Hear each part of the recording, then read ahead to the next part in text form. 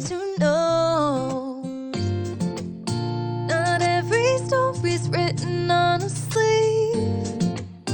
Some stories take digging deep.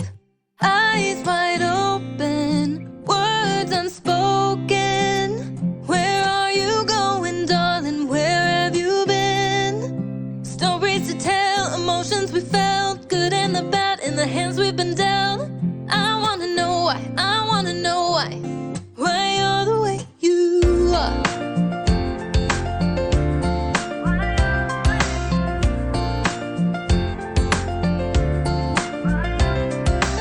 He's from the city, she's from the south. Two different chapters told miles out. The back row living in his White House. So many stories that I need to know. Not every story's written on a sleeve. Some stories take digging deep. Eyes wide open, words unspoken.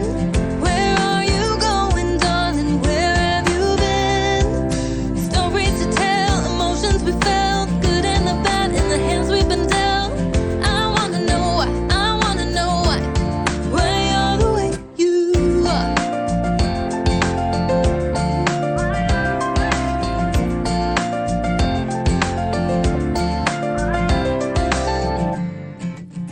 So many stories right in front of me. Some people climb to heights I've never seen. Too many falling down off their feet. These stories take digging deep. Eyes wide open, words unspoken. Where are you going, darling? Where have you been? Stories to tell, emotions we felt, good and the bad in the hands we've been dealt. I wanna know why, I wanna know why you're the way you are. Why you're the way you are.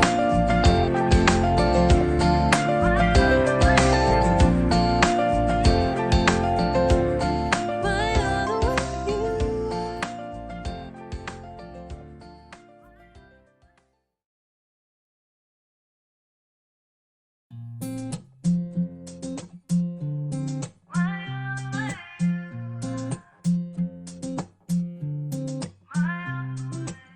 Tiptoe around with face of a stranger. Quiet observer, never get too close. I see the world, but it's through this window. Another side to see, I'm ready to know. Not every story's written on a sleeve. Some stories take digging deep. Eyes wide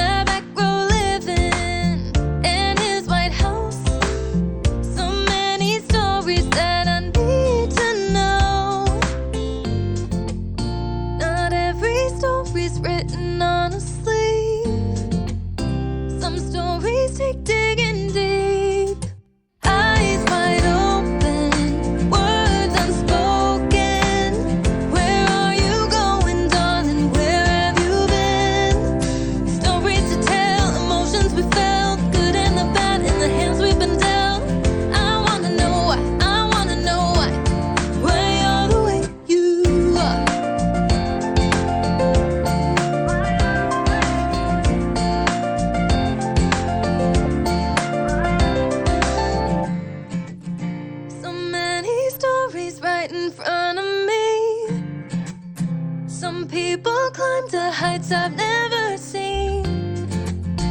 Too many falling down off their feet. These stories take digging deep. Eyes wide open, words unspoken. Where are you going, darling? Where have you been? Stories to tell, emotions we felt, good and the bad in the hands we've been dealt.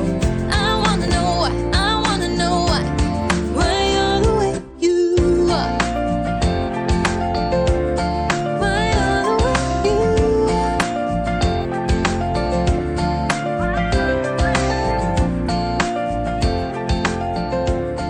Why you're the way you are.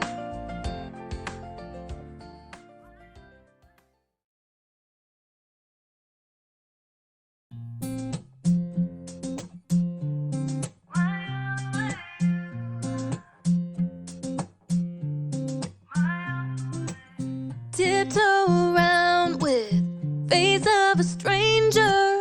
Quiet observer, never get too close. I see the world, but it's through this window. Another side to see, I'm ready to know. Not every story's written on a sleeve. Some stories take digging deep. Eyes wide open, words unspoken. Where are you going, darling? Where have you been? Stories to tell, emotions we felt, good and the bad in the hands we've been dealt. I wanna know why, I wanna know why you're the way you are.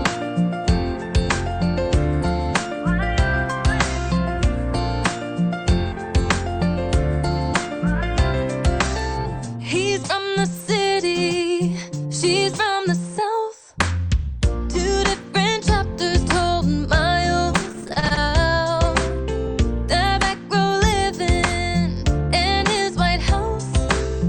So many stories that I need to know. Not every story's written on a sleeve. Some stories take digging deep. Eyes wide open, words unspoken. Where are you going, darling? Where have you been? Stories to tell, emotions we felt, good and the bad in the hands we've been dealt. I wanna know why, I wanna know why you're the way you are.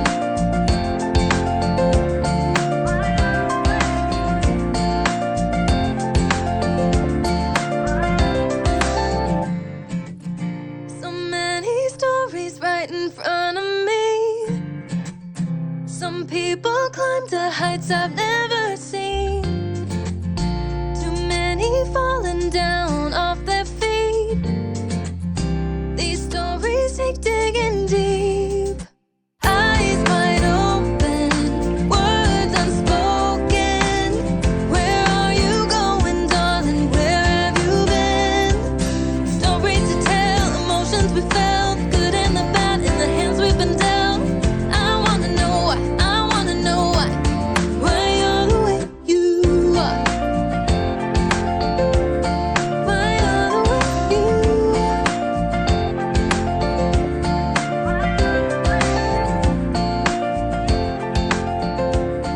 Why you're the way you are.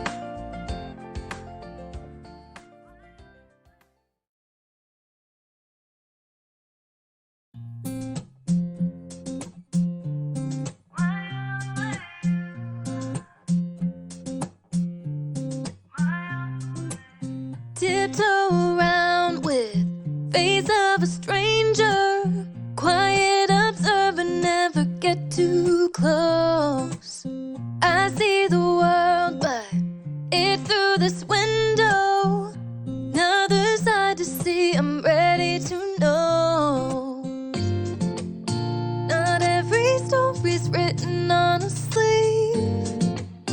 Some stories take digging deep. Eyes wide open, words unspoken. Where are you going, darling? Where have you been? Stories to tell. emotions we felt, good and the bad, in the hands we've been dealt.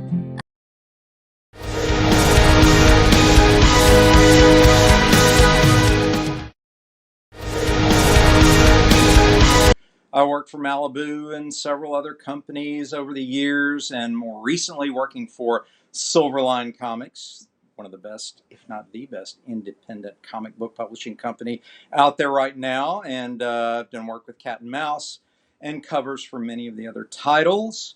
Tonight, we're going to be discussing two of these illustrious titles, specifically Divinity #2, the long-awaited sequel to the award-winning first issue, Divinity #1.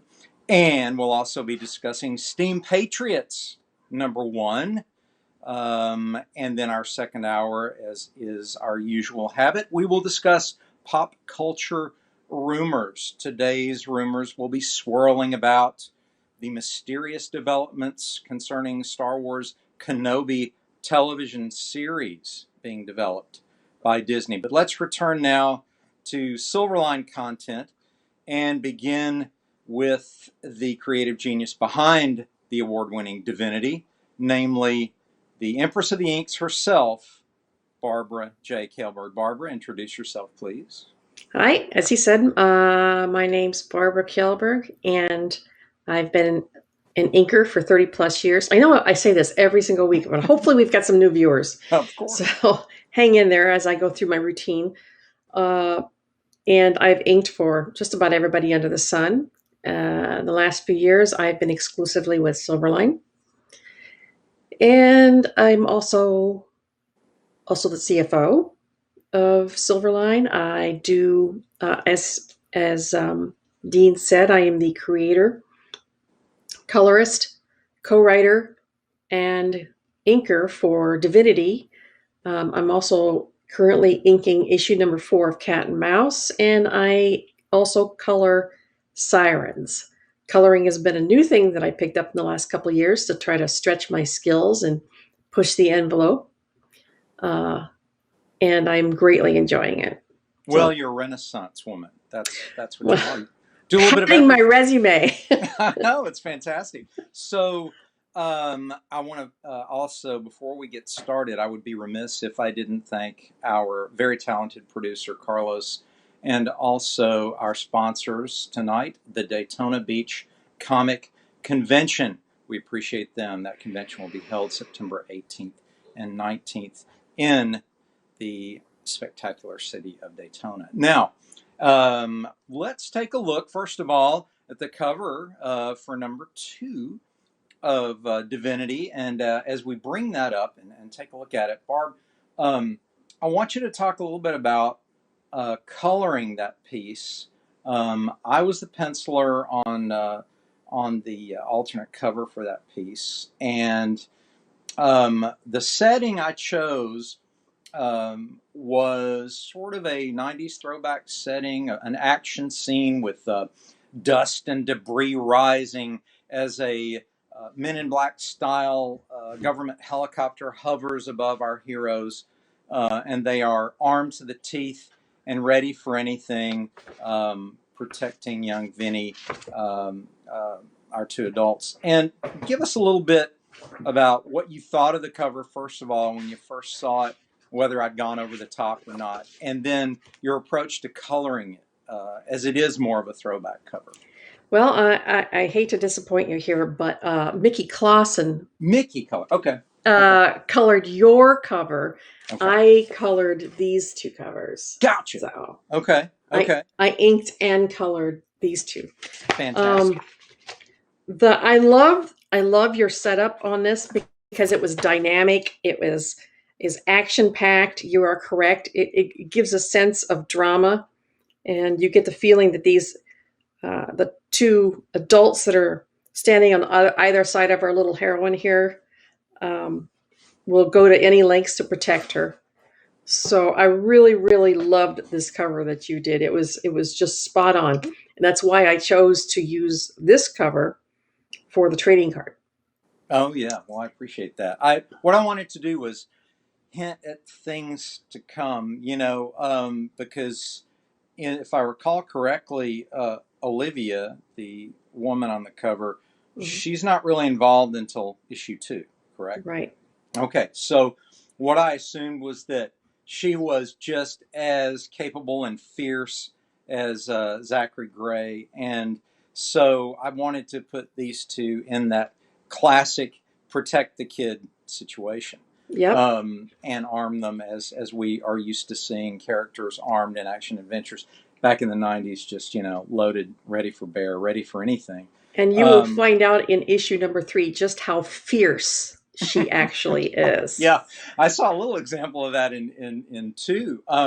So let's get into the storyline itself. As we bring up page 1 of issue 2. Now these interiors you did color, is that correct? That's correct. Okay, okay.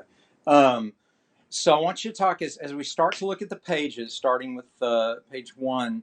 I want to get us into your approach to coloring it, with regard to what colors were chosen and why, but also this will be an interesting place to begin our discussion of how you, as the story creator, interact with R.A. Jones, who writes the script, and how you guys decided, to open this just with this full-on action scene. Just, you know, there's guns blazing, and the two main characters thus far are in dire peril. But how did you block the scene?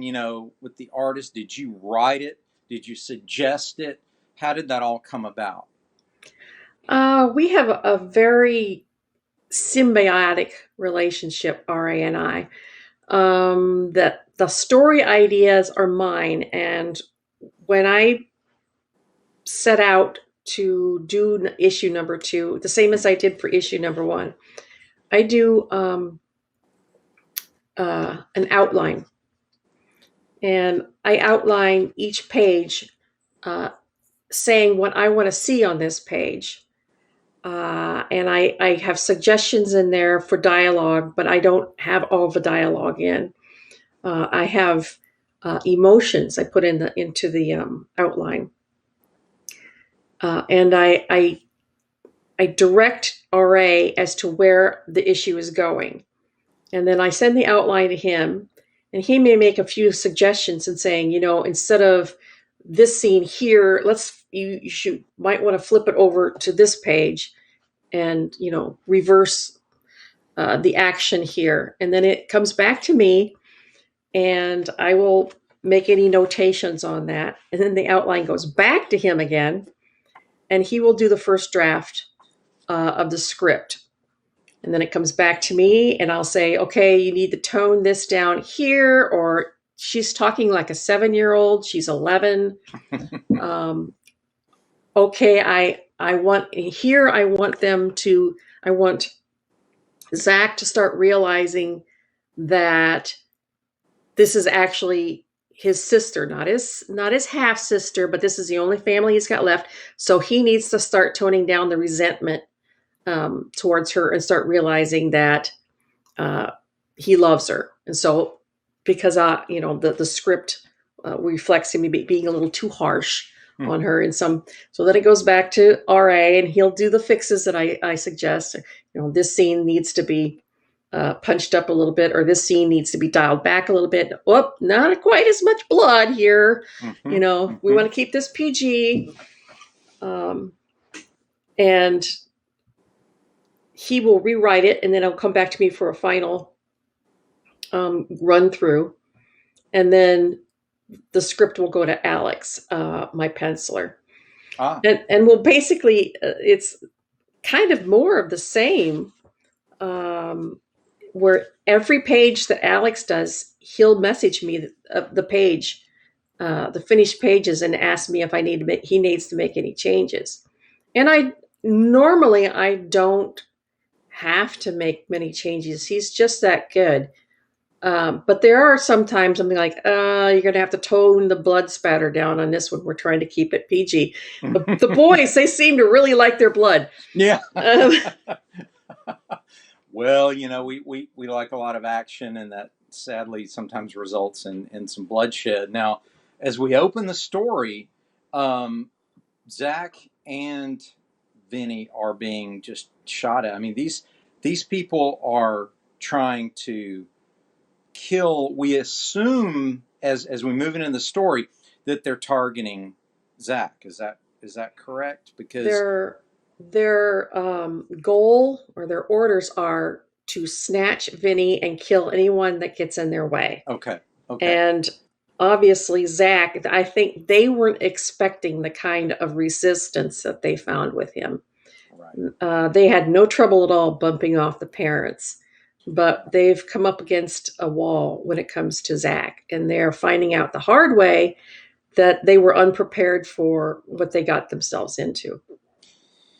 now, in terms of these characters, let's move on as we keep going through the story. I see we're looking at page 2.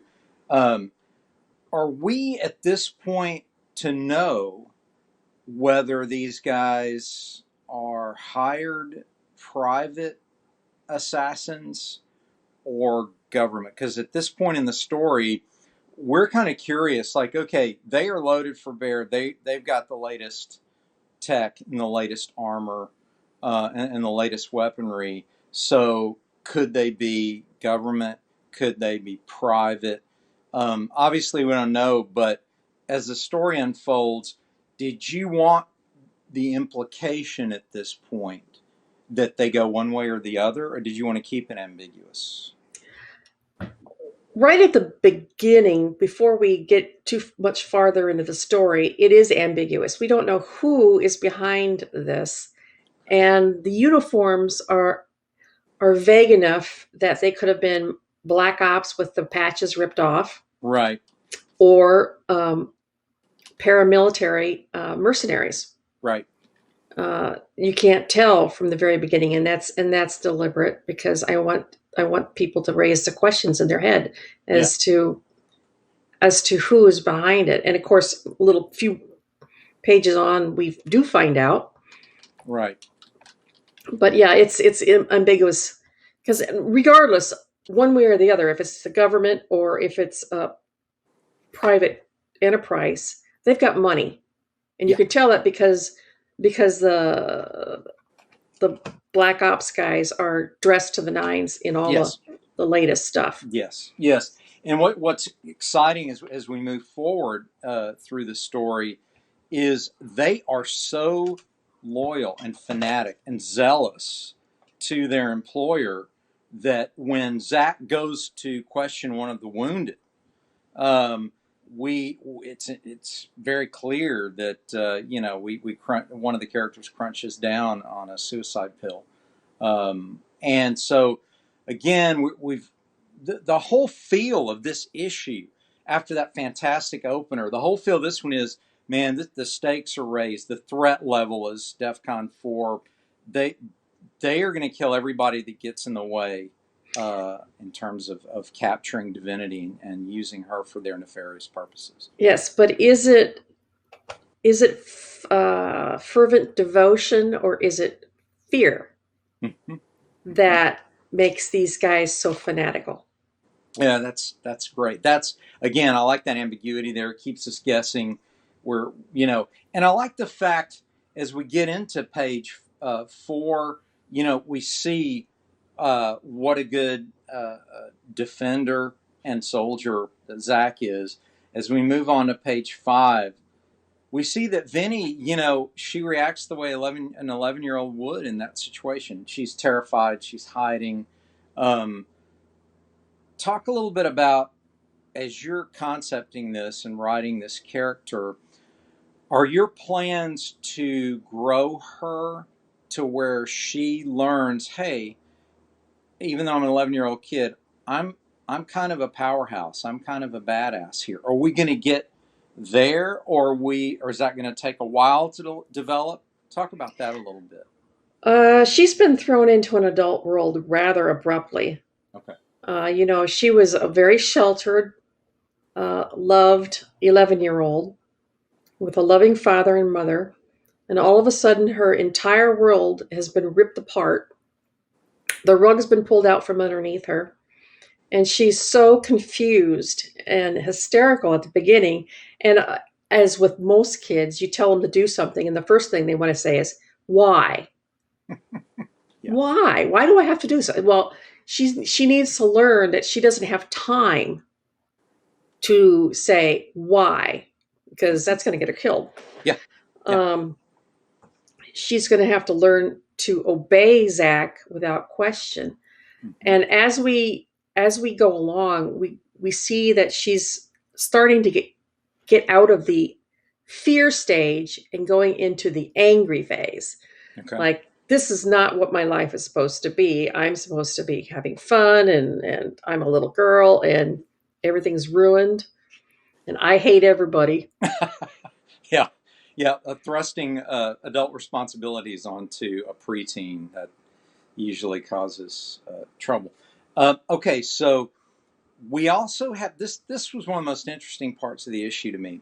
As we move later into the issue, which we're not going to give away everything there, but I want to tease the viewers here with this because I want them to buy the book. You've got to pick up Divinity #2. We see a hint that the power to heal might also come with a power to harm. Talk a little bit about what your intentions are with the scene that I'm teasing later in the book. Well, as with almost anything medical, it goes both ways. You can heal, but you can also harm.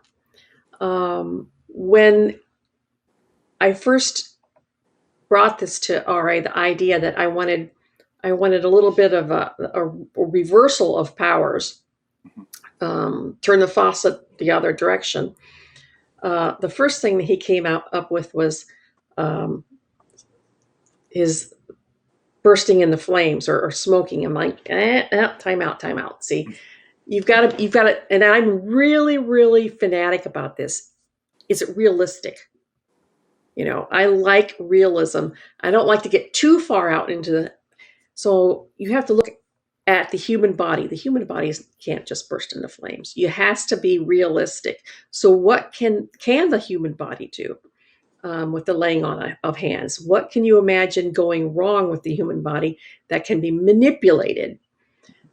So you can do all sorts of things. You can stop the heart. You can have a brain aneurysm. You can cause boils to burst out all over the body. I mean, all sorts of things like that. But it can't be stuff like blowing a body apart.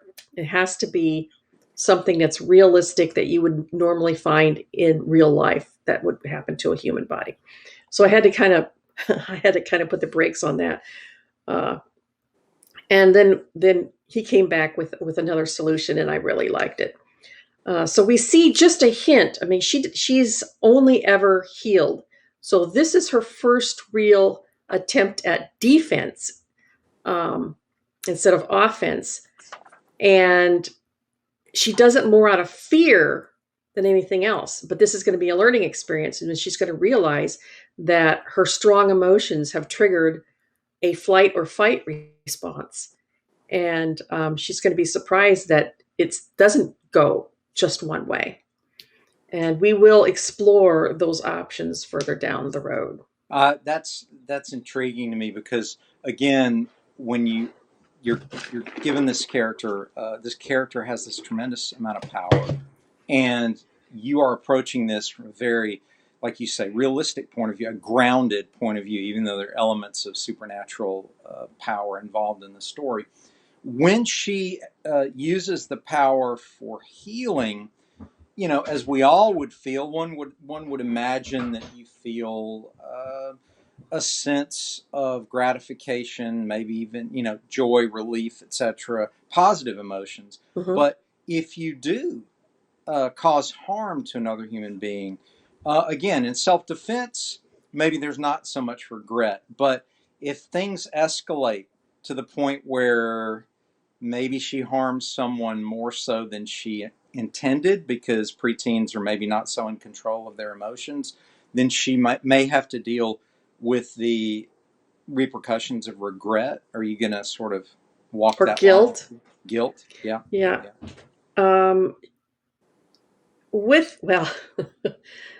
as Peter Parker says, with great power comes great responsibility. Yeah. Um, and this is something that she's going to have to learn as she matures, because, as you said, she's a preteen, and they're prone to hysterics and over emotional reasoning and meltdowns and loss of control. So she's going to have to have some experience first before she learns how to be able to uh, recognize whether she's gone too far or not. And kids don't have that emotional maturity at the age of 11 to realize all the aspects and the gray areas of right and wrong. You know, Yeah. uh, and it'll be a learning experience. Once you've gone through that experience once, you grow up really fast. Yeah. Yeah. It's going to be interesting to watch how that unfolds with Divinity, because again, younger readers who identify with her then can then sympathize as she feels, all this full range of emotions, just from fear, which is primarily the one, but also maybe a little bit of guilt. And then again, as the story unfolds, I can't wait to see what she becomes, because again, you're creating these three-dimensional characters. They really live. And before we go to one of the fun parts of this, which I call dream casting, I want to touch very briefly on the character of Olivia, who is on the cover and is introduced in this issue.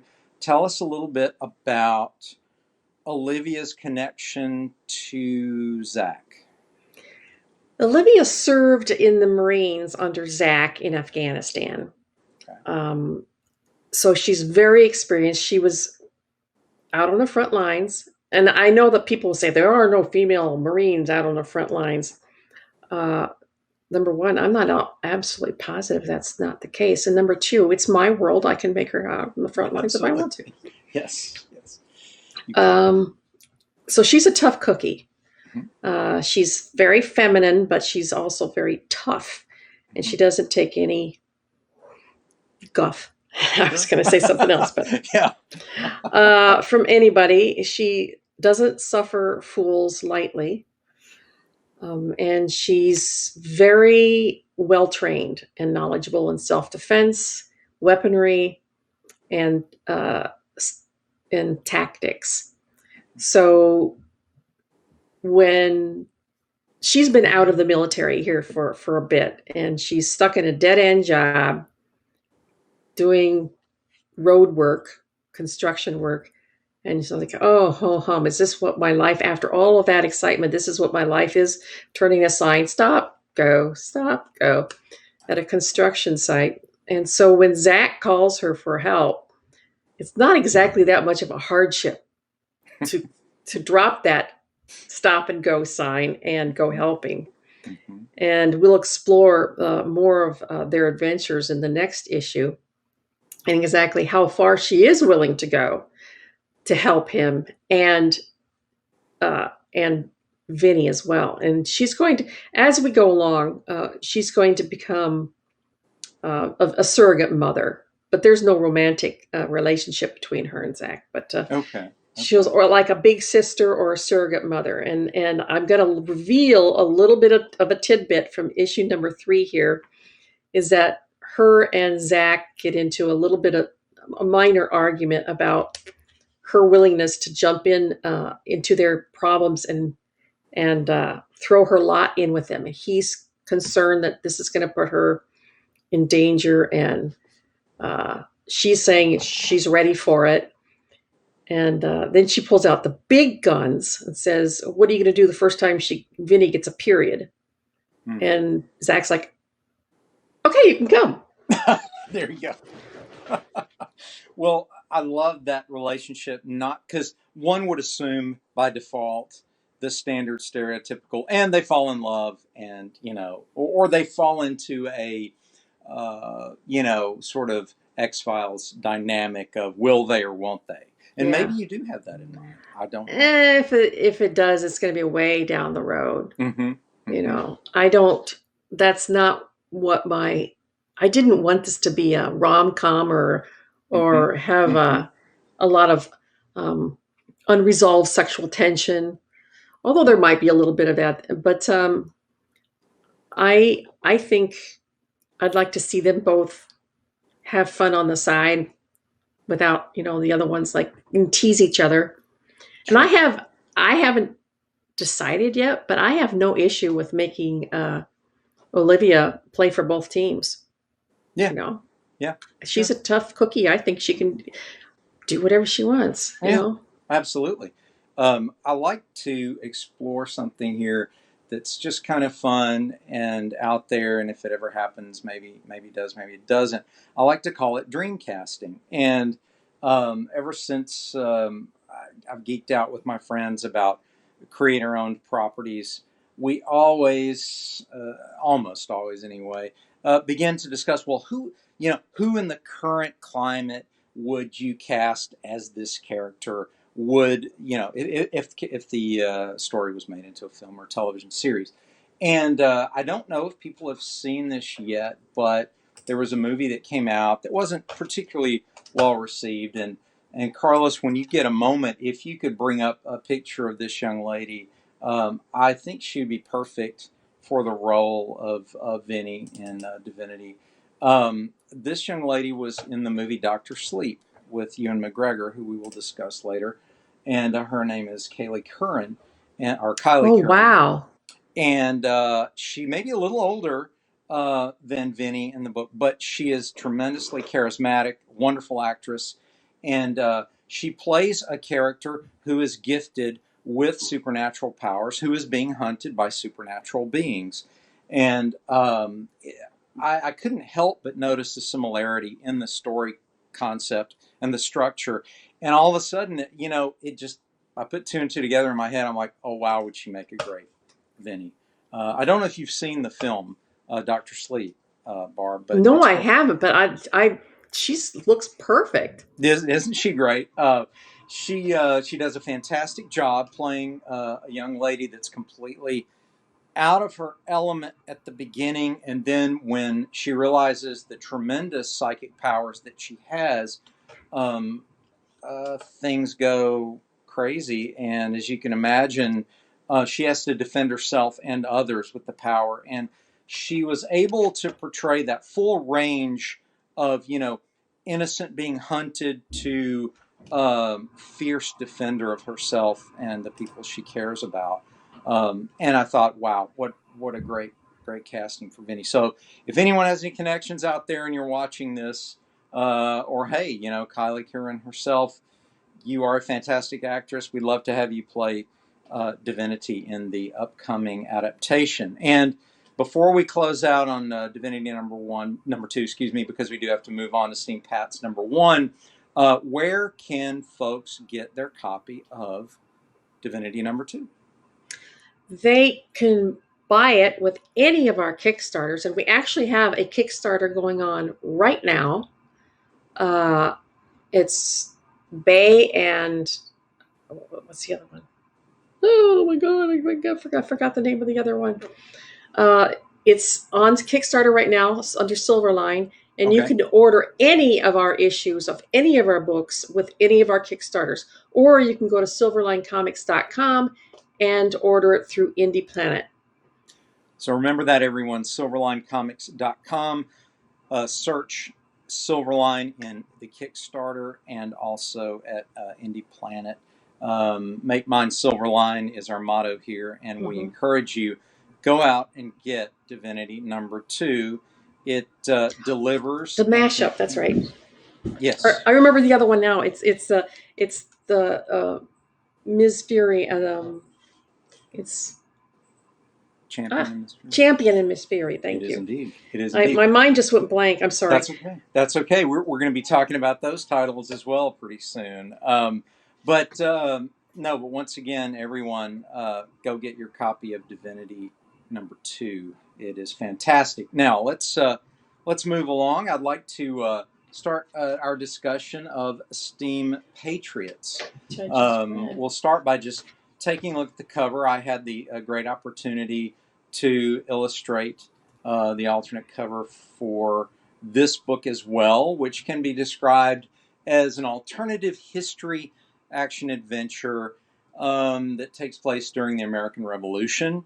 And our colleague Scott Wakefield, who is sometimes affectionately called Swake, which he hates, he's not here with us as he is on a what would you call it? A jaunt cross country, but he'll be back, and we can talk about him all we want. So listen to this and just get really, really annoyed, and then get back at us next week. I'm not sure if it's completely across country, but it certainly seems like it's up and down the eastern seaboard. Absolutely. And the whole photos he's posting, I'm completely envious. Yes, as am I.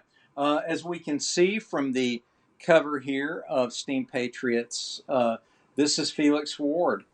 He's a young man who is gifted with a photographic memory and also with being in the right place, some might say the wrong place, at the wrong time. The setup is this. It's during the American Revolution, and in this particular world, steam power is prevalent in this version of the alternative history. And this young man and his father get the word. As we look on page 1, we immediately know as we enter the story that we're in an alternate world because we see this steam-powered coach coming up, and it's just a fantastic With iron opening. horses. Yes. Did you notice that the rivets on the horses? Yes, iron horses, and you can just hear the steam, and even the way the sound effects are listed with the hissing and the cranking of the gears and so on. So we're immediately immersed into the proper mindset, the proper atmosphere for Well, not the story. only that, but the facial expressions on the guys are just hysterical. Yes. He's in a panic. Yeah, he's in a panic. The British are coming. The British are coming. For those who remember their American history, and in this particular case, this young man's father has some plans for a special weapon that may just turn the tide for either the Brits or the Americans in the American Revolution. And as we open the story, we're immediately, as I say, immersed as the gentleman is riding in with the iron horses, and it's steaming, and they come in, and Felix and his father. Of course, the announcement is made. The British, they're on their way, etc., etc. The tone is very much action adventure, but in a it's not dark and serious. This is a rollicking adventure, and we accept things like the fact that Felix is defiant no matter what, and he's going to stand up to these Brits as they come to his home and threaten his father, and basically the father gives in and says, "Okay, well, don't hurt us. Don't hurt my son. I'll give you the plans." Well, this, of course, enrages Felix. Dad, how could you? And so Felix races and gets the plans and runs off and is being hunted by British soldiers. And I don't want to give too much away. I just want to set it up.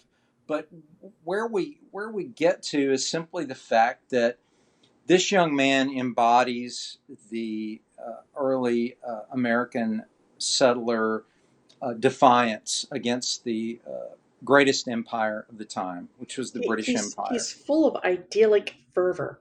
Yes. And he is not about to surrender these plans, even to save his own skin. Or his father's. Or his father's. And he realizes as we get a little further into the story that maybe his father acquired these plans not so honestly. And what's so nice about Scott's script here is he brings us in, and so the window to the story, our surrogate as we experience this adventure, is young Felix Ward, who's again probably 15, and he's just racing around and putting the story of, hey, wait a minute, my dad and I went up and met with kind of a cool secret engineering society, and one of the guys my father talked to was Benjamin Franklin, and they talked about some important plans and stuff. Hey, wait a minute, this might be those plans that the British are after. And so he puts it all together very quickly, and the adventure just continues from there. Um, as we look at some of these pages, Carlos, if you can bring some of them up as you will, you get a really nice feel for the art for this, illustrated by David Mims. It's a very expressive, stylistic, uh, It's I guess, characters. incredibly organic. Yes, Or yes, I mean, it looks like he just set a pen to paper and just, and yeah, it was like, and it's in one way I am incredibly impressed by it because that kind of easy talent, I yearn to have that because I am so incredibly anal. I have to know where every line goes, and I actually get locked into that, and it kind of drives me crazy. I actually envy the ability of somebody just to sit down and start, and there's yes. an accelerator, you Yes, know. we're looking at a page now, and for those of you watching, you can see there's a whimsy here. There's a great use of line and caricature, and yet there's a feel of engraving and history, and almost like we're looking at a dollar bill, legal tender brought to life, so to speak. Did you get that feel as well a little bit, Barb? We feel like we're looking something, 150 years old. Well, yeah, very. I mean, pen and ink. It looks like done by quill almost. Mm-hmm. But you are right; it's very stylistic. But the what's really impressive about it is he gets every emotion down in those scribbles. You know, you could tell exactly what's going on in every single panel. It doesn't have to be super, super detailed because everything is there. You Yes, know, yes. The essential elements are there. And as you said, I envy the ability to be more whimsical and less anchored to realistic reference. Because, like you, I also like my work to be anchored in realism. I just fell into that school from the very yeah. beginning. And I overthink everything, every I, line. I do as well. And my journey as an artist has always been to try to allow myself and indulge myself a little bit as I grow and mature into a little more whimsy. Um, and this is a great place to sort of bring in a process question for those other creators out there who want to draw comic books. No matter what school you're in, whether it's the realism school or the caricatured cartoon school, um, there's no judgment here as to the value of each school. But I'd like to know from you, Barb, is do you illustrate for your colleagues to impress, or do you illustrate for yourself, or do you illustrate for the fans? And I'll get to why I'm asking that question after you answer. Go I ahead. illustrate for myself. Okay. Okay. Um, it's very much the way that I ink very much aligns with my personality. Uh, I'm I'm incredibly anal Mm-hmm. in my real life. If you've ever seen me organize something or pack a car, you'll know why I ink the way that I do. Where every line has got to be exactly in the right place. You've never Sure. seen anybody who can pack a car like I can. I believe it. I Um, I believe it. think I, Well, I think everything out ahead of time. knowing your background as professionally beyond comics in accounting, you would have to have the sort of mind where the accounts have to balance. Hmm. Everything has to work. Everything has to have a legitimacy, a realism to it. Um, I've always admired that, but again, because I fall into the realism school as well, what I'm doing with my work is allowing myself to indulge a little bit into the fantasy world. And I had a great opportunity just recently, And for those of you who look me up on Facebook, my recent post really demonstrates a completely different style for me. I had the opportunity and was asked to illustrate the cover of a whimsical, I would say, fantasy for children along the lines of Winnie the Pooh called Bea, which will be explored a little bit more detail in future episodes. But it bears mentioning here in terms of the style was completely not mine. It was a playful, cartoony, childlike approach, and it was a nice change of pace. And what I love about David Mims' art is he channels that inner child, that fantasy, and it still is enough anchored. We have enough visual cues of the American colonial uniforms, the British empirical uniforms, or imperial uniforms, excuse me, and the sailing ships, and the historical figures of Franklin and Washington, Are and recognizable. it still works. It's Hmm. fantastic. We have a visitor. Aaron, welcome, my friend. Hey, man, no We're worries. we're We're talking glad you're about. here. Uh, Yes, thank you, thank Thank you. you. So glad you did, everyone. We're going to let Aaron introduce himself and what he does for Silverline. Go ahead, enlighten us, Aaron.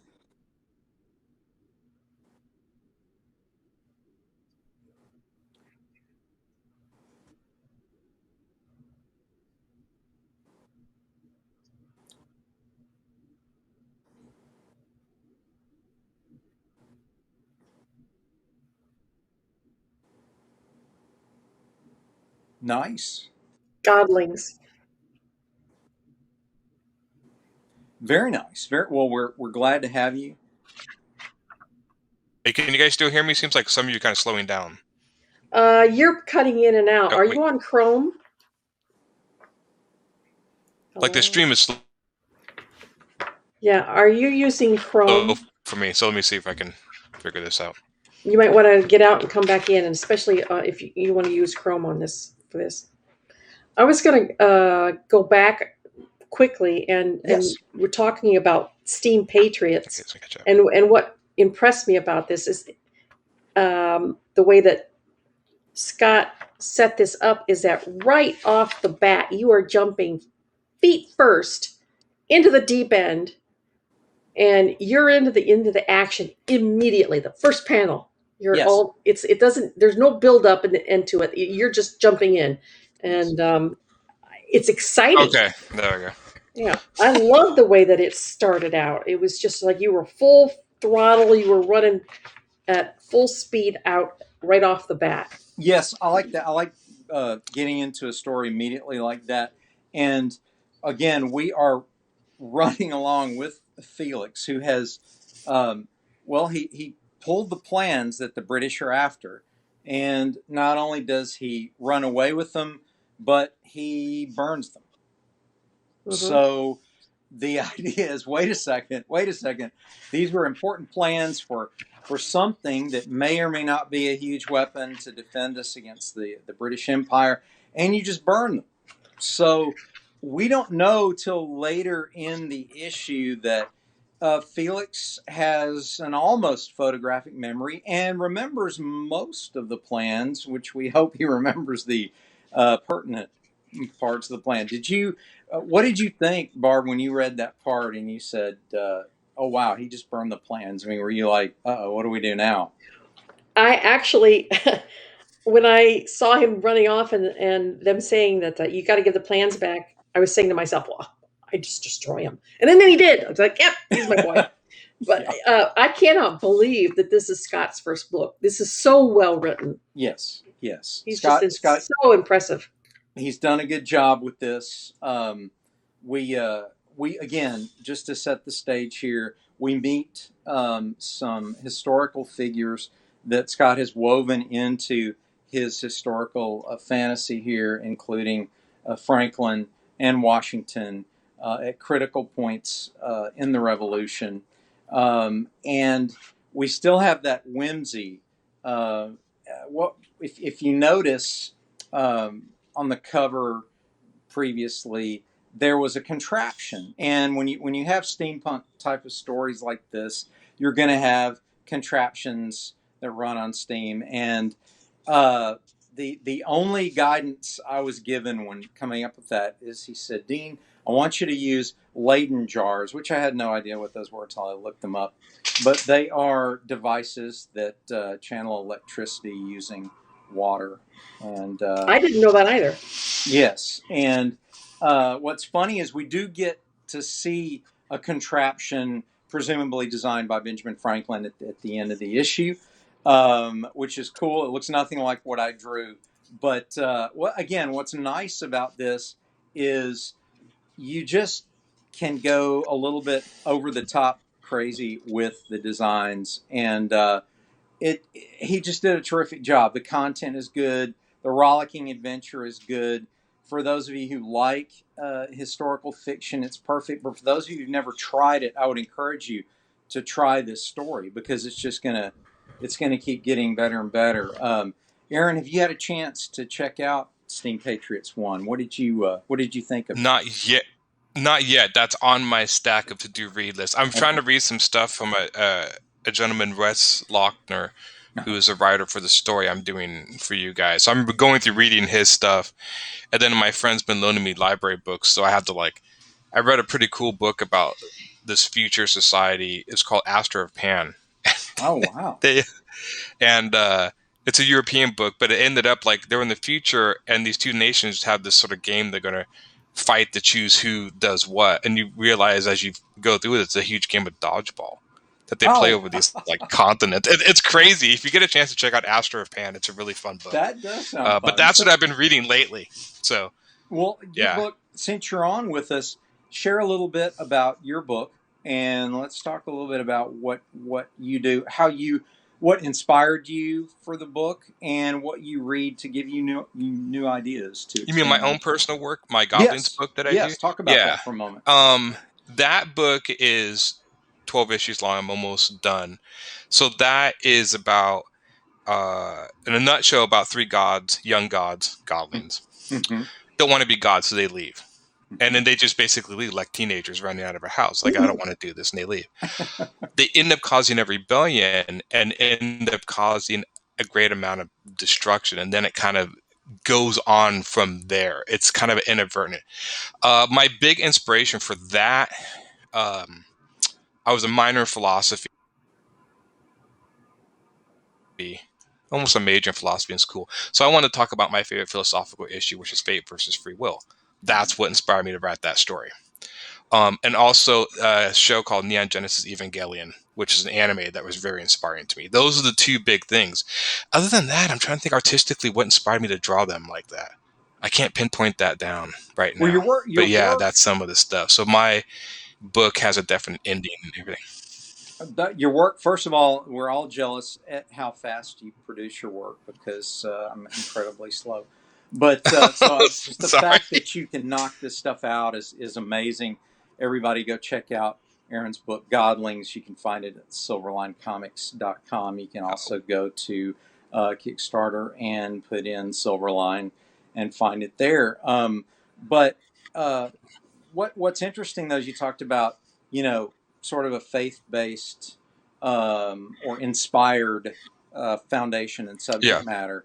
And I'm also inspired by the same thing. In my book, I'll take a few moments here to talk about Silver Blade.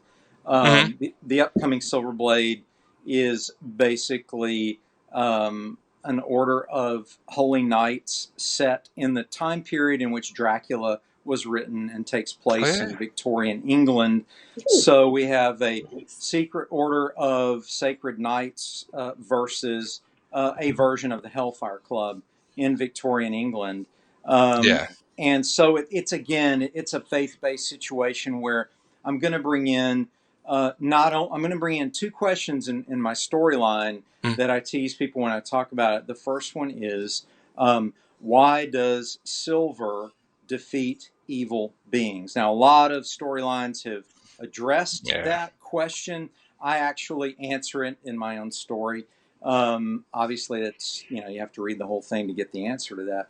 The second question is the deeper philosophical question. Um, why do bad things happen to good people? Yes, And which has been, yes. and I wanted to address that not in an arrogant, oh, I have the answer way, but more in a how do these characters address this? How do we address this? People of faith, how and people Right. who are agnostic, how do we address this issue of if you do everything you're supposed to do, you play by the rules, and horrific things still happen to you, then what's the motivation to keep playing by the rules? How do we resolve the struggle of being the Boy Scout when it seems like all the bad guys are winning? Uh, Yeah.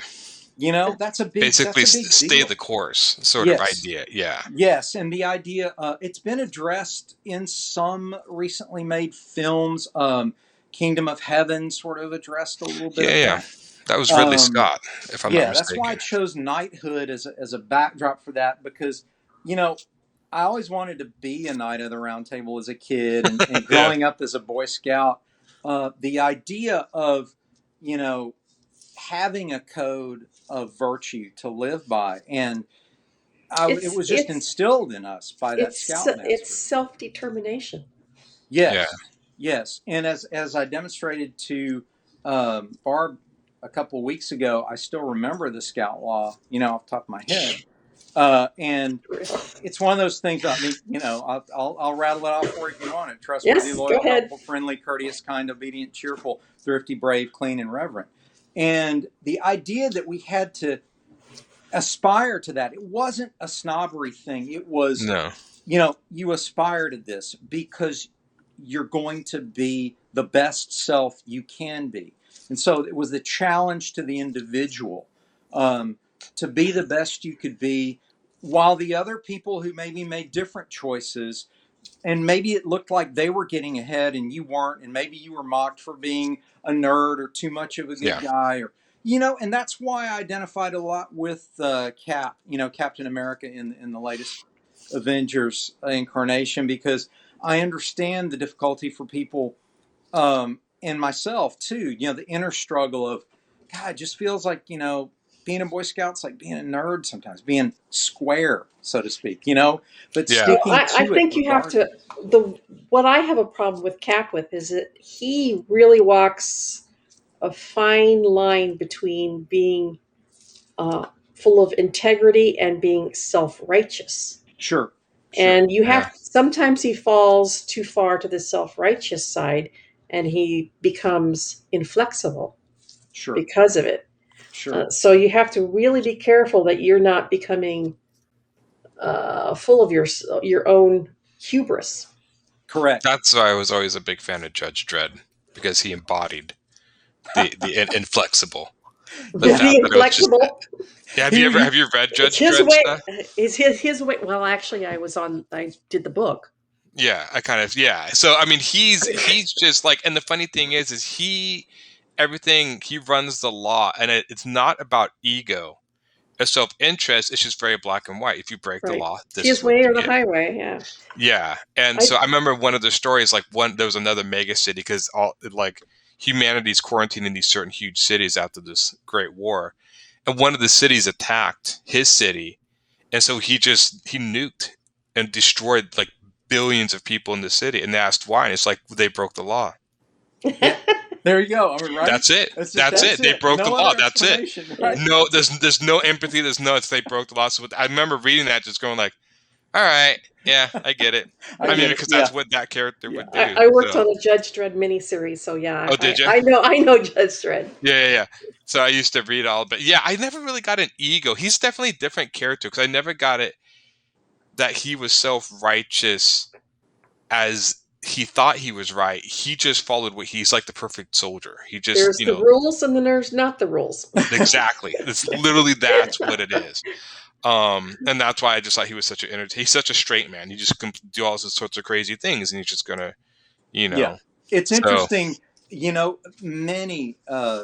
Many genre titles have addressed this, from RoboCop, yeah, similar idea, right? But you have this character, and it's their inflexibility that makes it interesting. Like, how far is this character going to go?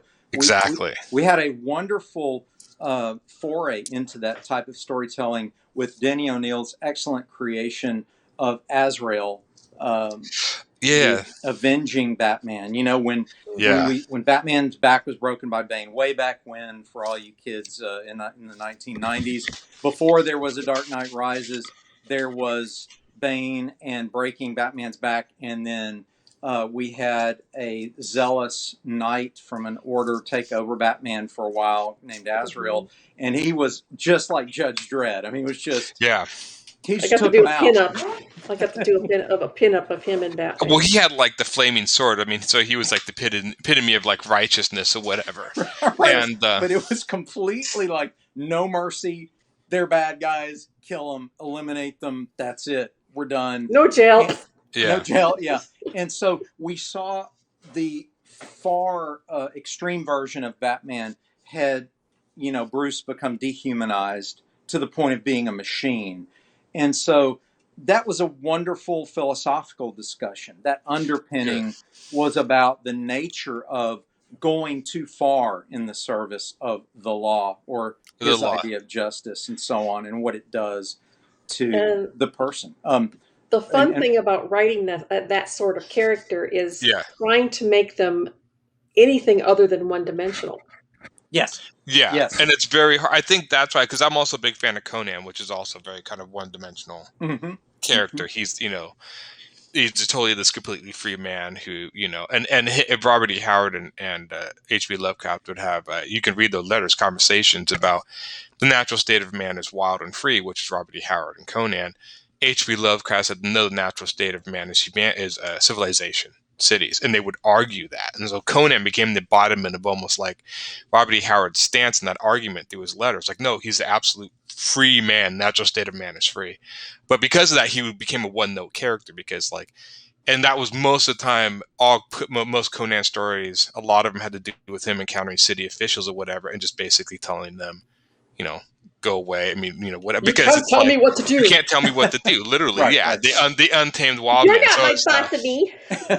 He represents the pure ego, right? Yeah, the pure, the sort of the bestial side of humanity, where nothing can control. Unrestrained by mores, rules, etc. Exactly. And we see, to be fair to that side, we also saw the downside when he would get everything he wanted and then be bored stiff because he had nothing else to win and conquer. Sitting on his throne, looking bored. All the treasure, all the women, everything that a the barbarian classic, would want. And he was bored out of his mind. So again, that was almost a philosophical commentary on, is the end of that road of just feeding the flesh, is it empty? Is that nice? And I think ultimately, I would say yes, and I think that was not. And I haven't read too many of the King Conan stories, but yeah, I would say that's always kind of been every time I see people talk about a rise to power or rise to authority, they usually lose whatever caused them to rebel to get there in the first place. Yes, is hedonism really worth it? Exactly. Right, because it's never ending. It's never enough. Exactly. That's the idea of like greed. If you how do you temper greed with enough? And right. So that brings us to the end of the first hour, folks. So we appreciate everyone attending and watching. We're going to be having fun here with part 2. So stick with us. But again, you can get Divinity #2 and also Steam Patriots #1 at silverlinecomics.com, silverlinecomics.com, silverlinecomics.com. Okay, what I want to do with the next segment is have a great time talking about rumors I've heard about the next Star Wars television series entitled Kenobi. Oh, do we want to bring Carlos in for this? Carlos, yes. Do you want to join us for the Star Wars talk? You are invited. Our illustrious producer and technical advisor, Carlos, you are cordially invited to join this discussion, as well as provide us with, at your leisure, the images from Kenobi. Because he's a Star Wars fan, so we like to bring him in. We always Star Wars to join in, especially with Star Wars discussions. Now, let me set the table here. Again, I like to call this with a shaker of salt rumors. So take them with a whole shaker, not just with a grain. But my contacts are telling me that is on good authority that in the new Kenobi television series, which takes place, for those of you who don't know already, during the time in which Kenobi is watching after young Luke. So this would be presumably right before episode 4. And we presume that Obi-Wan Kenobi, while he watches after Luke at the farm, has to protect the farm and Luke from, I guess, would be bounty hunters, anything from that to threats we don't know anything about, the dark side, but also things like sand people. I was just going to say, how about sand people? Yeah, I know. Sand people. So, what I have heard on good authority is that Darth Vader will be making an appearance in the Kenobi series and will face off with Kenobi.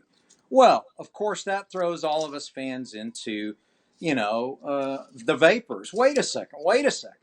This is going to wreak havoc with existing canon because in episode 4, we know when they meet up, we know what Ben and Darth say. Darth says, when we last were together, I was the learner, now I am the master. Well, if they're going to meet up, it's going to throw that off the rails. What's going to happen here? So before I reveal how I have heard it's going to happen, what is you guys' response? Barb, what's your first response to potentially seeing Darth Vader in the Kenobi series? Well, my first response was that in the original movie, nobody knew who Luke was. He was a nobody on a sand planet, chasing womp rats.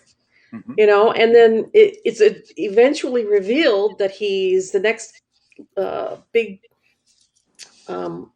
Jedi Knight, and then eventually it's revealed that he's Darth Vader's son. So if Darth Vader comes to Tatooine early, wouldn't he figure that out? I mean, wouldn't the whole reason for the keeping Luke under wraps be kind of blown to hell? Yes. Yeah. Do you think when he feel him, don't they feel each other or whatever? Yes. You feel disturbance in the Force. Yeah, there's that whole disturbance in the Force thing. What are your thoughts on it, Aaron? Tell us what your response is. This is the first I've heard of it. I was thinking to watch the second. I've heard most of the second season of Mandalorian. Haven't watched it yet. I get on to. Please do, I get because caught up in other stuff. Shame on you, but I know. I've been watching a show called Record of Lodoss War again. Okay. So that's an old anime series I saw back when I was a kid. Oh. Which you actually might like, since you like fantasy stuff. Oh, if you yeah. ever check out Record of Lodoss War, it's basically Dungeons and Dragons, the anime style, like in the 80s or whatever. It's a good show. Very cool. Very influential for some comics that came out in the 90s. That would be interesting. I don't know. I mean, that's the thing about Kenobi.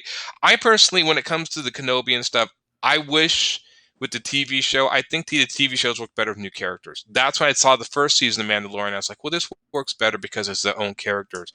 I sometimes get problems going back and messing with stuff that's between shows, because I'm like, yeah, it's cool to see him as Kenobi again, but it's like we see how loose Disney's been with respecting canon anyways, so I wouldn't put much past them to throw Darth Vader in, because it brings in viewers, not because they have any sort of point. They're just like, well, Darth Vader's in it. Don't you want to watch it? I mean, look at Mandalorian. They brought Boba Fett, Luke at the end. I heard all these, and it's like, it's that so-called fan service. And that's always kind of been one of the things that's kind of bummed me out about some of the Disney stuff. It's like, is it necessary? Who cares? It's fan service. Throw it in. I'm like, okay.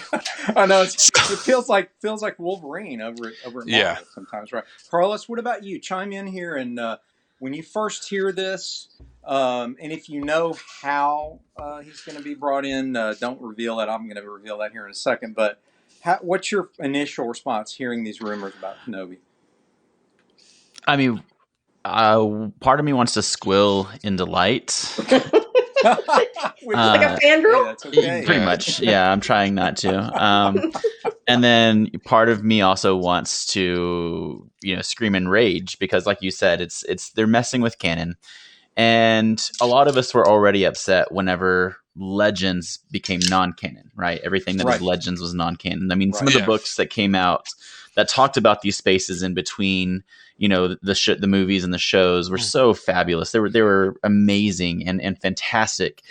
And then Disney bought everything, and none of that mattered anymore. I have those encyclopedias that came out from Star Wars, that are like, I bought them cheap because all of a sudden Disney bought everything, and it was like none of this in here really matters anymore. Yeah. So that's that kind of bums me out a little bit because the continuity, it's important to fans like us. Mm-hmm. There are certain things that you can do, and then there are certain things that you kind of have to scratch your head and say, okay, how many times can we start creating multiverses? Yeah. Yeah. Yeah. Yeah. Well, I heard rumors that, and I don't know how many. I heard a rumor that they want to go back and redo the last 3 movies, and they want to use this loophole that was introduced in the Clone Wars about that sort of extra dimension where you can go to different points in time, and use that to rewrite it. And I just honestly think they should just go do. I mean, they're aren't they making that High Council? Yeah, they're making Like, High why don't they Republic. do something with that? Yeah, the High Well, Republic. what? That's what it is. Yeah, What? they're making High Republic, but what you're speaking of is, and I've heard this as well on good Yeah. authority, Jon Favreau has become more and more powerful as the success of Mandalorian has risen. Lucas and Favreau and Filoni are really running the shows now. And the idea is that Ahsoka, in her series, is going to encounter a sacred place of the Force where there is something called the Veil of the Force, which opens multiverse doorways. And Yeah. one of the multiverse timelines is the Rey timeline, but there is another timeline for the sequels that supposedly now reveals the more George Lucas preferred storyline that had nothing to do with, echoing, I should say, or being a tribute to 4, 5, and 6. It was more, let's keep going in a linear direction of what's Luke going to do? He's the only Jedi that he knows of. He's got to find the other, he's got to find talented, gifted Force users. He's got to train them. He's got to restart the Jedi Temple. He's got to figure all this out. And rather than do, a remake with a female lead, which is what a lot of people accuse The Force Awakens of being, he wanted to move it forward. So that being said, that is still being talked about.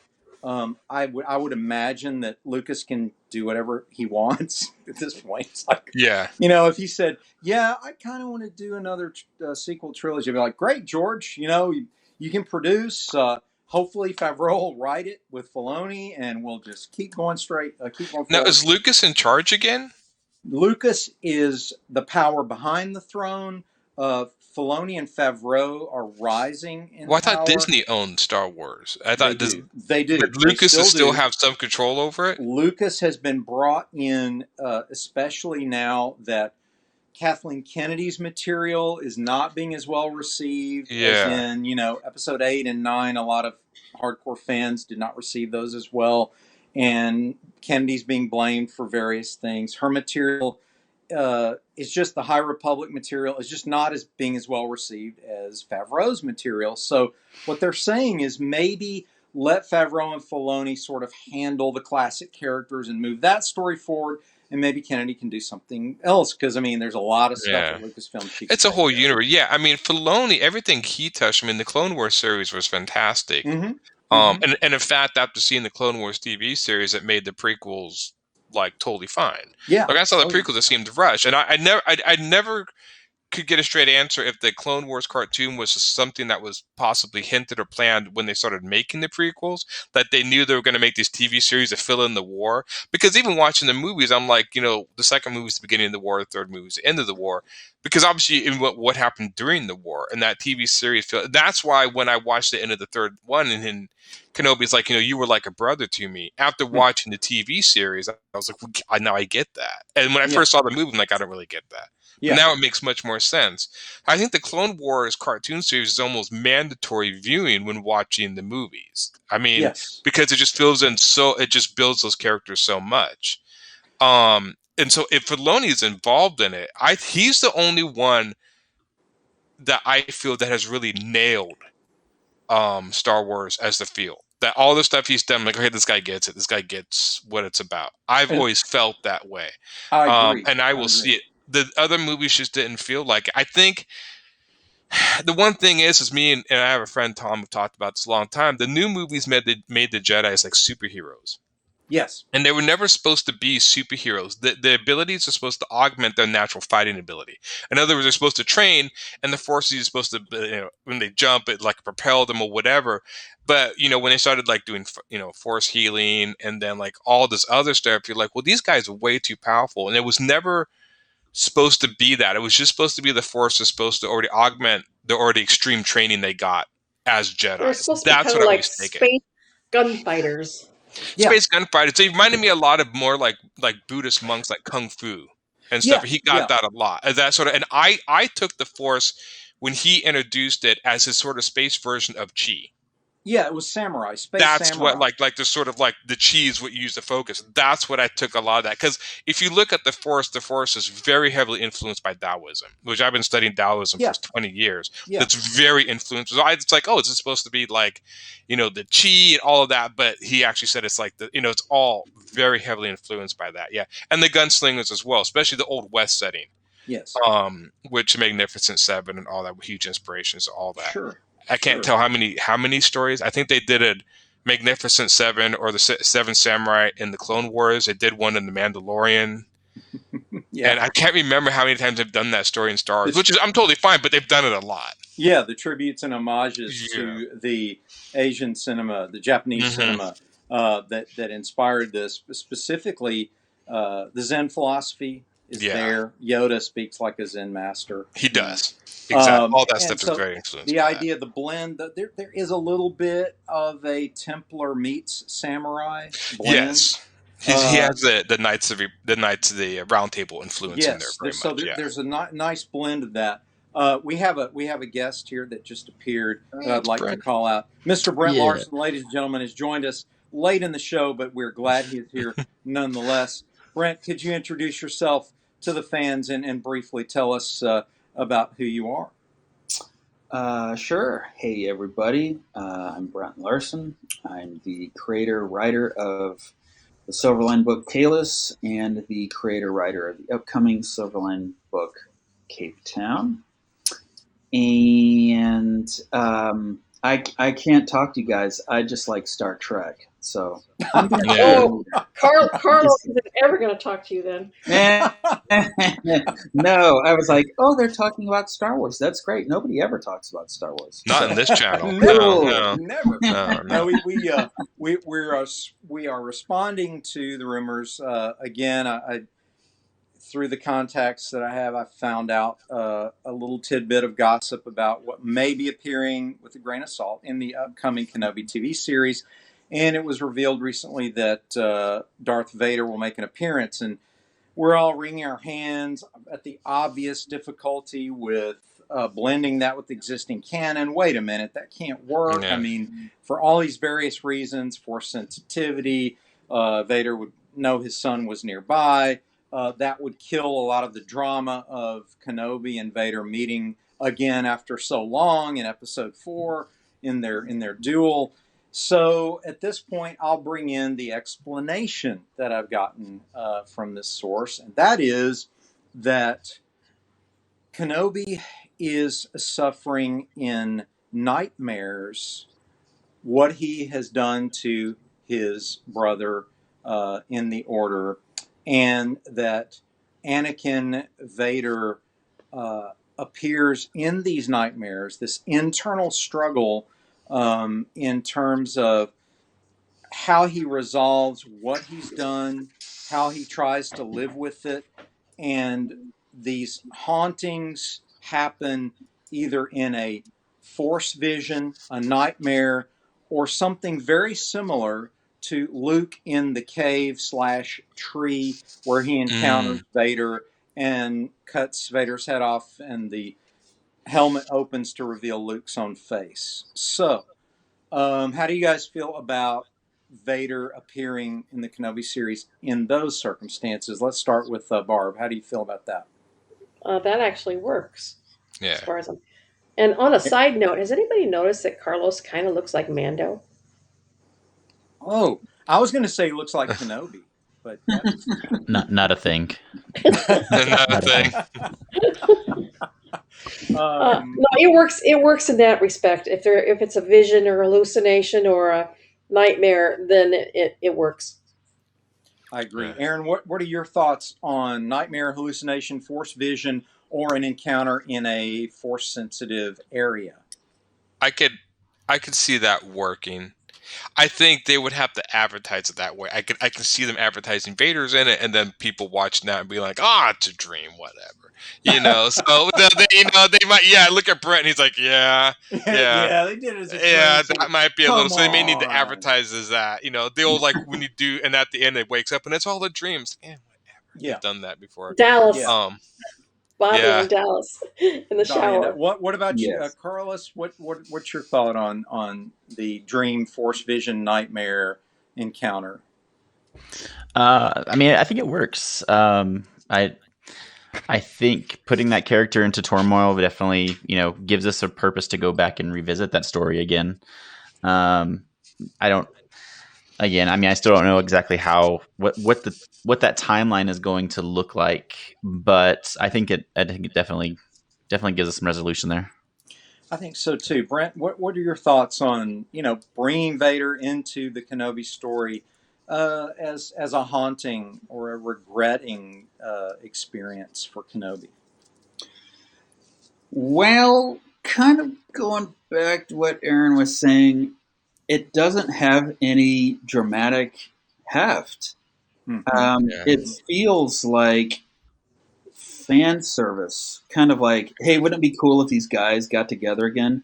Well, why? Because it would be cool. Like, come on. But I will say this.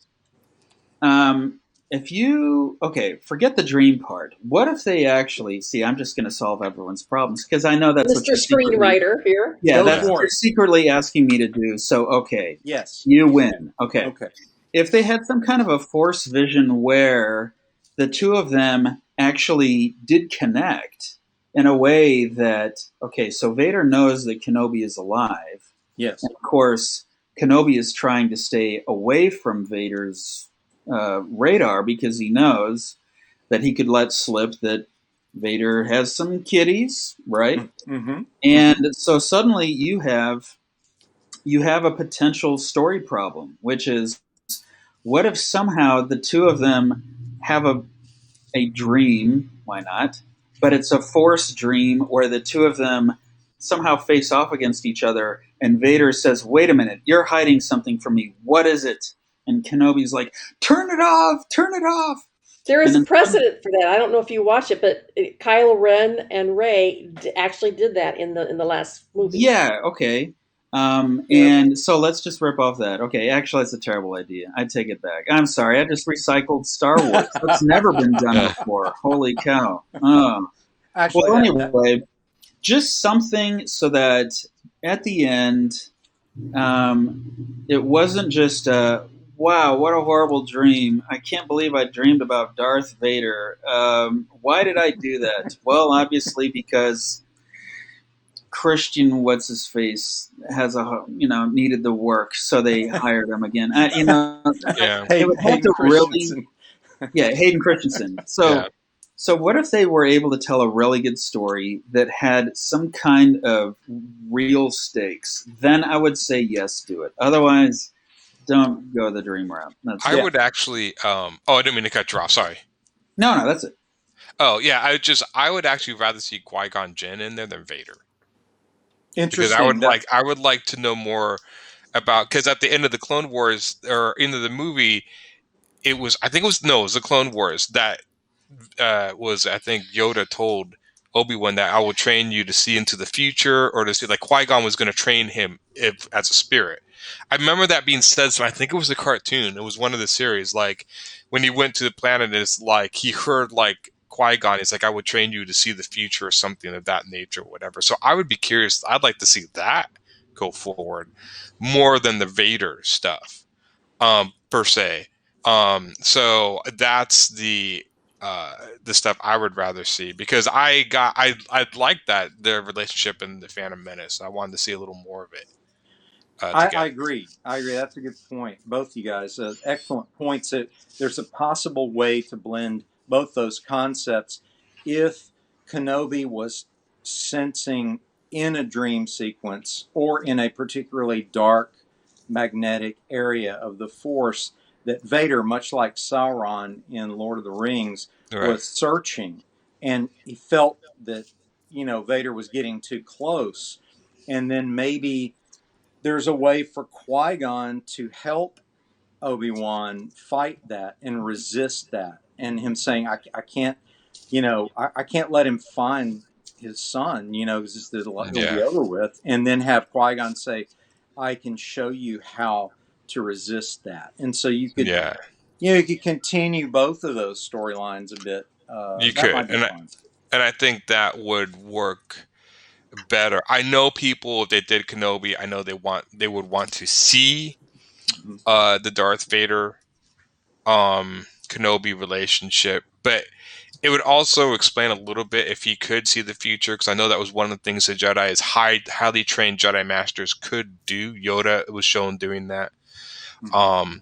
That it would explain why he gave up on the fight in Episode 4 and let Vader cut him down, because he knew that was coming and knew what that. So, but it would explain that, because it was never really explained why he kind of gave up the fight. I mean, obviously he did it so Luke could escape, Yeah. but he just, readily just put his lightsaber up and just let Vader either cut him down, or he went to the Force or something. So that would, maybe they could explain a little bit of motivation of, he saw that coming. This was all preordained, so he knew all this. Yeah, or something of that nature. Because that was the one thing I never did get in the original. He put up his sword and he let him cut him down. I'm like, why? Well, And it was never I really have explained. yeah, I have a good suggestion possibly on that, and that is, Yeah, if he had a brief vision of the future, then he knew that he had to help Luke yeah, relax during that run down the trench, right? And right, help guide him on when to let that torpedo go to take out the Death right. Star and so on. So it's like, okay, I can better serve the purposes of the good side by being a spirit rather than my physicality. Obviously, my physicality is decayed to the point where I can't really do what I used to do. And even though I maybe could win this fight, I mean, probably not. So Well, maybe it's better for me to help yeah. Luke. Well, they always dictated that, even Yoda was in Return of the Jedi said, you're not this crude matter. You're, Yeah, luminous being. So right, I right. just assume him giving up, like, apparently his flesh, I guess, or his body is just a way of Hmm. evolving to the next step, which I Sure. would assume most Jedis, as they train and get more awareness of the Force, realize the ultimate state of being is energy or the Force, and that when you're ready to give up the physical for the spiritual or the Force, because it seems like they're much more powerful there, and that there is life beyond that. I mean, they, at the end of Return of the Jedi, they show all the Force goes. So it always seemed like maybe that's a point where they have to get to a point and they just give that up. I mean, even Yoda, when he died, it almost like he knew it was coming, and Yeah. he just let go. It was more of like he just let go of the will to live and just faded into. But both the Jedi's faded, which I thought was interesting. In both movies, both Obi-Wan and Yoda, when they died, there was no body left behind. They faded into nothing. Their Correct. material being was dissolved into the Force. Which I thought was, again, the more you train, the more you're able to do that, or that will happen when you die. One would assume, based on what we've seen so far, that a level of Jedi mastery must be reached to To do that, because Vader's will body yourself. did not. Right. Vader's body did not dissolve into it. Right. He was Right. burned. So there's a Right. little difference I thought was interesting take. Brett Yeah, and looks it's all just it all bored to could be tears. explained. No. I'm now didn't at the end of Revenge of the Sith, Yoda tell Kenobi that Qui-Gon was going to teach him how to do that. Maybe that's what it was. There was one of those where like he did teach him. Yeah, because I think he was going to the planet to watch Luke, and he's like, Qui-Gon will teach you this or whatever. I remember that somewhere. Yeah, it was basically the last thing Kenobi did before he dropped Luke off with his uncle. So Is that right, Carlos? He's our resident expert. Resident Carlos. That's actually, I'm not 100% on that one. That's It was something I remember hearing. I do remember that we are told through the screenplays that Qui-Gon will advise Kenobi on how best to watch over and protect Luke, and prevent Vader from finding him. But also, we see there's a lecture from Yoda to Anakin about grief in I believe Revenge of the Sith, where he's told, that to let go of attachments because it is part of the dark side. He walks it through, staying attached to something is the shadow of greed. Right. And so, again, that's very Zen based. The idea of no attachment and the idea of not to grieve when a loved one is lost, because that was what Anakin feared the most was, the loss of the woman he loved. So, and then his mother also, the death of his mother. And he just could not resolve that he couldn't save people that he loved. And Yoda was kind of like saying, look, you're going to face this your whole life. You have to learn to be detached and realize you have to rejoice because they go into, force heaven in this particular landscape and world. And so, again, that sort of hints that if one is at peace with the Force in a light way, one has a little bit more control over the transition than if you're a dark Force user and you get chopped up, you kind of hurt, and Yeah, because they always said when the Emperor was thrown down, his body could have been one that he dissolved, but instead of dissolving quietly, he dissolved violently as the light and stuff came back up. Yeah. But they never did explain that. I mean, and even in the movies they cloned the Emperor, but that had been done in the comics too. I mean, the cloning had been done before. So I'm not going to pick on the movies for that. But it was interesting that if the Emperor is a Force ghost, that can he re-enter another body, and could light Jedis do that too if they were to clone the body of, say, Luke or whatever? If he could actually enter the body and but maybe that's against their code. Maybe the idea of or maybe to them that would be the idea of going backwards instead of forward. Yeah, that's what I took it as.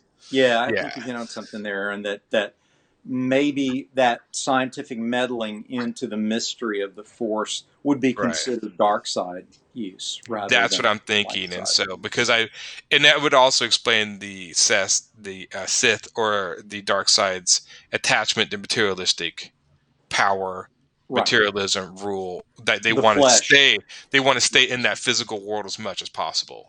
Defeat death, and I think that's the main difference. There is the Sith will try to defeat death as the Emperor did, and the Jedis accept death as an inevitability and an evolution of their being. So I can see that there. Good call, and that brings us to the evolution of the end of this particular episode of Silverline Wednesday WHAM. We want to thank once again our sponsor, Daytona Beach Comic Convention. We want to thank our technical expert, Carlos, for producing us tonight, and all of our guests. And again, we encourage you to go to silverlinecomics.com, silverlinecomics.com, silverlinecomics.com, and check out the latest issues of all our books. We are focusing today on Divinity issue number 2 and Steam Patriots number 1. Thanks again for joining us.